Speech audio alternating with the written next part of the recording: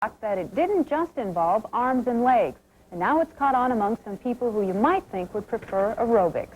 Most call it belly dancing. Some would prefer to call it oriental dancing. Whatever you call it, it has changed the ways of one woman whose personal life is more traditional, let's say, than her life as a dancer. Alan Cox reports.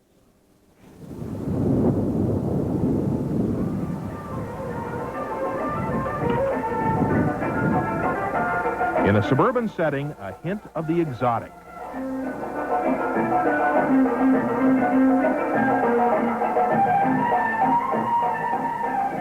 To neighbors and friends, she's Pat. To the audience she rehearses for, she is Zulaika, the sound of the name suggestive of the distant origin of the movements. To these boys, she's Mom, who likes to dance a lot. What do you think of it? That's good, Bert. When she was their age, Pat dreamed of joining a chorus line on Broadway or doing white-booted go-go dancing in a 60s discotheque. But a teaching job came along, and marriage and kids.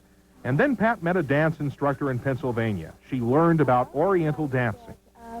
It was a dance where she gave you the tools of the dance and then said, now it's yours.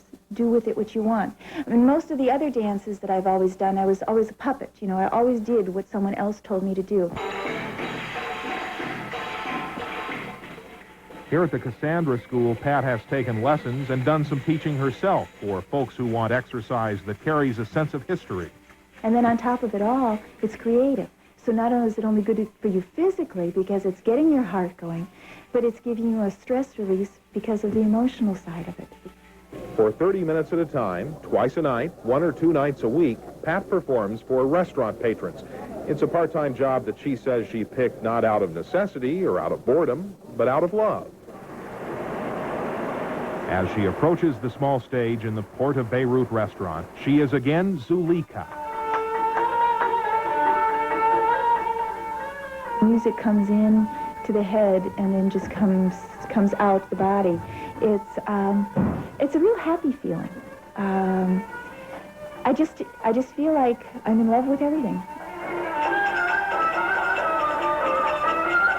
She says she dances only in a family restaurant where unruly customers are seldom seen. Still, some patrons come in ignorance. For some reason, people think that it must be scandalous, so the costume is going to be scandalous. I see dancers on TV that I would never wear a costume that they are wearing. But the dance has so much more to offer than just a belly. Once people have seen it, especially seen me dance, then they have a whole different feeling of what the dance is, an appreciation for the dance.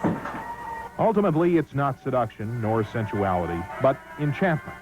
With Dave Cheney, Alan Cox, WCCO Television News, West St. Paul.